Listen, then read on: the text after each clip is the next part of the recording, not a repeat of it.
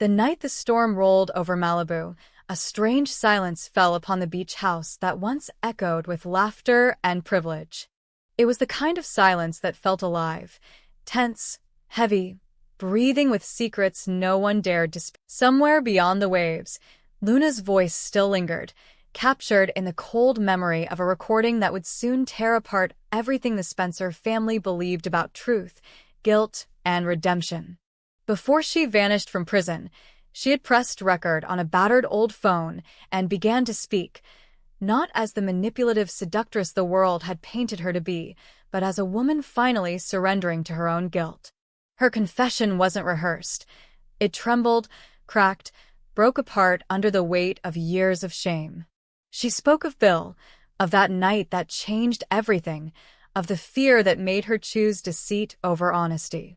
She described how she'd staged the aftermath, leaving Will trapped in a nightmare that wasn't his. She even named those who had cornered her into madness: Sheila, whose psychological grip had turned her into a pawn, and Poppy, whose soothing words had always concealed manipulation. When her confession ended, there was only the sound of the ocean wind whistling through the bars of her cell. Hours later, Luna was gone. No one saw her leave. No guard heard footsteps, no camera caught movement. The cell door was intact, but the woman was missing. It was as if the sea had reached in and stolen her away. By the time the sun rose, her name was already trending, her face plastered across every network.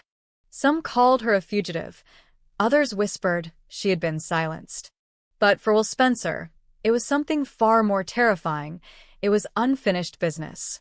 The night she appeared at the beach house, he had been alone, staring at the same ocean that had once swallowed his peace. When he saw her standing in the doorway, drenched and trembling, he thought she was a ghost.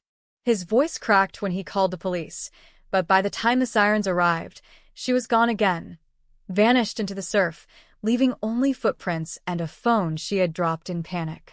That phone would become the match that set everything on fire. Inside it was the recording, the confession no one was supposed to hear. During the investigation, the prosecutor, believing it might contain proof of Will's guilt, played it in front of a half-circle of weary detectives. What came through the speakers wasn't an admission of crime, but a shattering of illusion. Luna's voice, hoarse and sincere, told a story that inverted every assumption the case had been built upon. "I lied," she said in the opening line. "I lied because I was scared. I lied because I didn't know who I was anymore." Every word that followed was a revelation. She detailed how Sheila had forced her into emotional submission, how Poppy's influence had blurred her sense of right and wrong, and how that night with Bill had been both her rebellion and her undoing. The room went still. The prosecutor froze mid-breath, realizing that the case had collapsed in real time. Will, who had been painted as a manipulative aggressor, was suddenly recast as the ultimate victim, a boy destroyed by lies designed to save someone else's reputation. Bill Spencer, however, wasn't so lucky. The tape confirmed that the encounter between him and Luna had happened under circumstances that bordered on coercion. Consent, timing, and power blurred into moral chaos. Overnight, the billionaire media mogul who once commanded respect and fear was recast as a man on the edge of criminal exposure. The media turned vicious, their headlines dripping with moral outrage and voyeuristic curiosity. Spencer scandal, billionaire, lies, and the girl who disappeared, one paper read. Katie's reaction was something between heartbreak and paralysis. She had stood by Bill through every betrayal, every storm, every fleeting promise that he had changed. But this was different. It wasn't just infidelity or another lapse of judgment. It was a revelation that forced her to question whether she had ever truly known the man she loved. She replayed the recording until she could hear Luna's voice in her sleep. Every time Luna whispered, "I didn't want to hurt him," Katie felt the words slice through her chest. Bill hadn't just betrayed her, he had tainted everything that defined their family. Their love story had become the prelude to a scandal that could destroy their son. Electra, who had fallen for Will in spite of his emotional distance, now stood at a crossroads between sympathy and disbelief. She wanted to see him as innocent, to believe that the boy who once held her hand under the moonlight could not be part of such darkness. But Luna's words painted a crueler picture. Will had been set up, yes, but he had also been consumed by anger, manipulation, and trauma that had twisted his judgment. Electra realized that she had not fallen in love with Will the person, but Will the ghost, someone haunted by a lie he didn't create. Her heartbreak was quiet, private, but devastating nonetheless. The Spencer household became a fortress of silence. Reporters camped outside the gates, drones hovered over the beach, and every text message felt like an intrusion. Bill called his lawyers, demanding damage control, while Katie hid from the cameras, too ashamed to face the pity in the world's eyes. Will refused to leave his room. The once proud family that had built empires on secrets was now being devoured by one. They sat in the living room under the glow of the fireplace, not speaking, only listening to the sound of the ocean outside, a reminder of the night everything began. But the real storm was yet to come. The DA announced that a special inquiry would reopen Luna's case in light of her confession. Evidence that had once been buried was now being re-examined. There were whispers that Sheila and Poppy might face charges for conspiracy and manipulation, though both had conveniently vanished from the public eye. Some believed Luna had been silenced by one of them before she could testify. Others thought she had staged her own disappearance to escape punishment. The ocean became both a grave and a mystery, swallowing her truth along with her body. For Bill, the guilt became unbearable. He had built his life on control, controlling people, outcomes, narratives, but this scandal was beyond his reach. He stared at his reflection in the mirror and saw not a titan, but a man stripped bare by his own hubris. He thought of Luna's trembling voice, the way she had called his name in fear and confusion, and for the first time in decades, he wept. He wept not because he had been caught, but because he had finally understood the cost of his power. He realized that the line between protector and predator had never been as clear as he once believed. Meanwhile, Katie's sorrow hardened into resolve. She visited the DA's office quietly one morning, without telling Bill, and handed over documents that connected Sheila and Poppy to Luna's psychological breakdown. She did it not to destroy her husband, but to save whatever remnants of morality she still possessed. When she returned home, the air between her and Bill was colder than the ocean wind. They didn't argue anymore. There were no words left to fight with. Electra, in her confusion, turned to Steffi Forrester for advice. She wanted to understand how one forgave betrayal when it came wrapped in tragedy. Steffi, who had her own scars from love and deception, told her that forgiveness wasn't about absolving the guilty, it was about freeing the innocent within yourself. But even Steffi's wisdom couldn't erase the bitterness that had seeped into Electra's heart. She still visited Will in secret, bringing him food, sitting by his side as he stared blankly out the window. Sometimes he spoke, sometimes he didn't. Most nights, he would mutter Luna's name as though it were a prayer or a curse. Then came the night when a fisherman off the coast of Santa Monica claimed to have seen something, an abandoned boat drifting near the pier, its engine dead, a crimson scarf tangled in the railing. The police retrieved it, and when they analyzed the scarf, the DNA matched Luna's. It wasn't proof of death, but it was enough to reignite the frenzy. Some insisted she had drowned. Others believed she was alive, protected by someone powerful enough to rewrite her story. There were rumors of a private jet leaving the country under a false manifest the same night she disappeared. The Spencer's empire began to crumble. Advertisers withdrew, board members resigned, and tabloids feasted on their misery. Will, broken by guilt and exhaustion, finally confessed to the media that he had loved Luna, that he had tried to save her, not expose her. His public statement only deepened the tragedy, transforming the scandal into a myth of doomed defection. Katie fainted when she saw the broadcast. Bill smashed the television. Electra left Los Angeles altogether, unable to bear the sight of the ocean anymore. In the weeks that followed, the beach house became a mausoleum of memory. The police found fragments of Luna's final night, a shattered perfume bottle, footprints leading into the surf, and a single handwritten note tucked beneath a seashell. The truth isn't meant to destroy, but to set you free. Forgive me. That note, and signed but unmistakably hers, became the last thread connecting her to the living. Yet questions remained. Who helped her escape prison? Why did she choose to appear before Will that night, only to vanish again? And most haunting of all, was she really dead? Some whispered that Sheila had orchestrated everything, that she had hidden Luna to use her later as leverage. Others believed Poppy, driven by guilt and greed, had traded Luna's freedom for silence.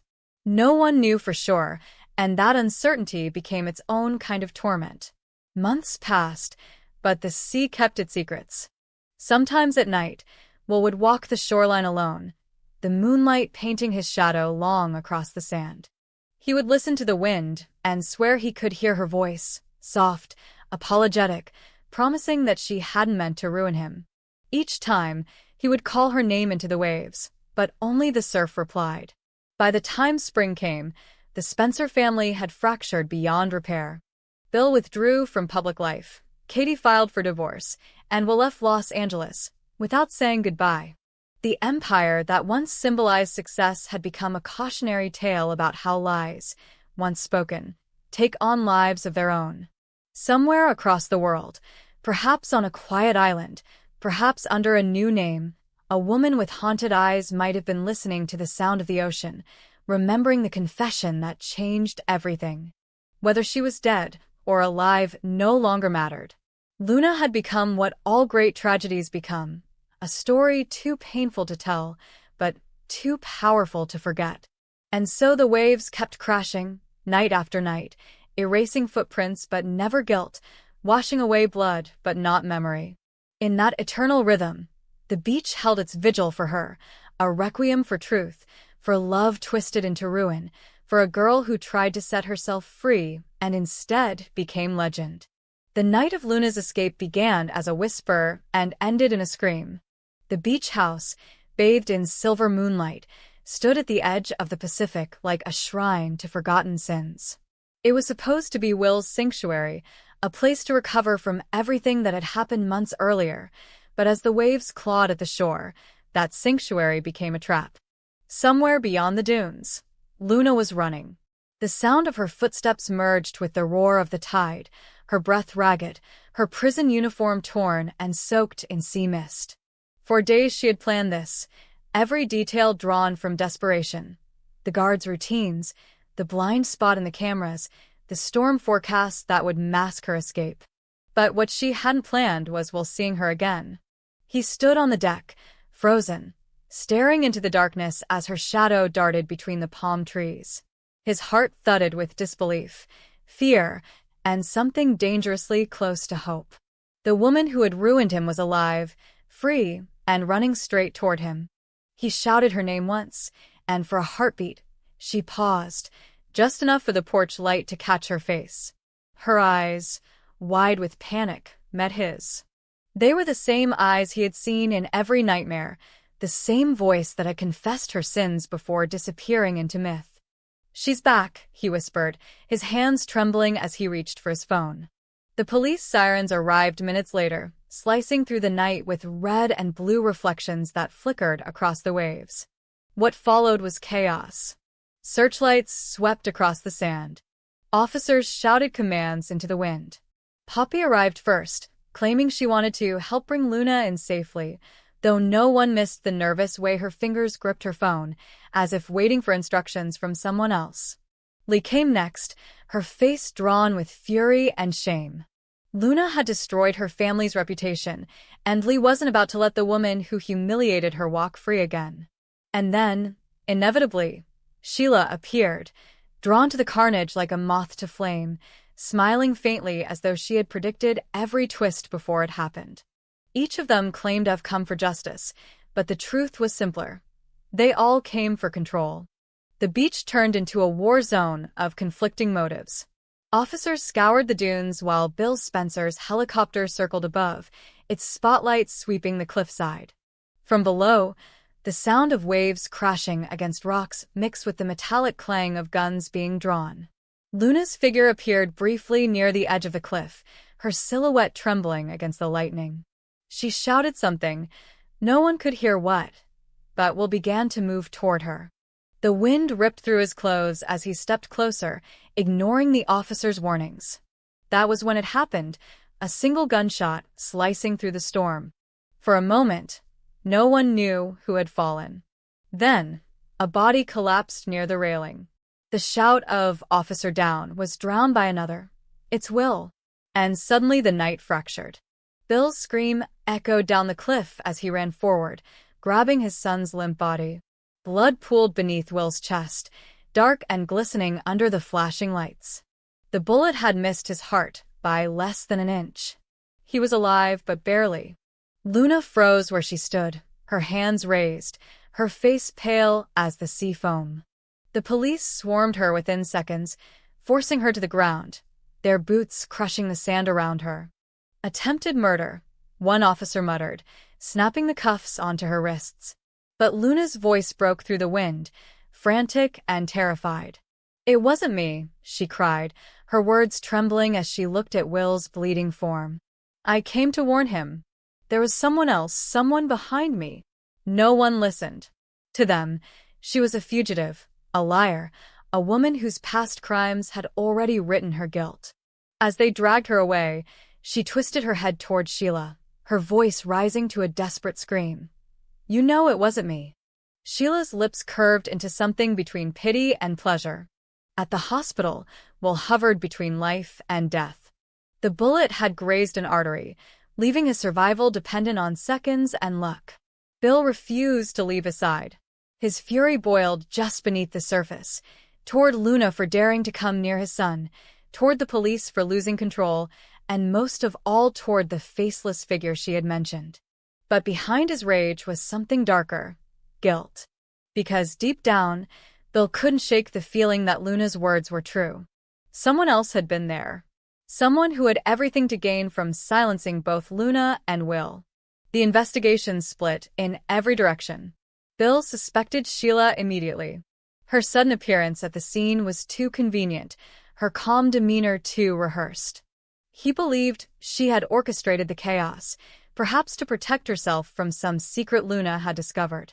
But Katie had her own theory.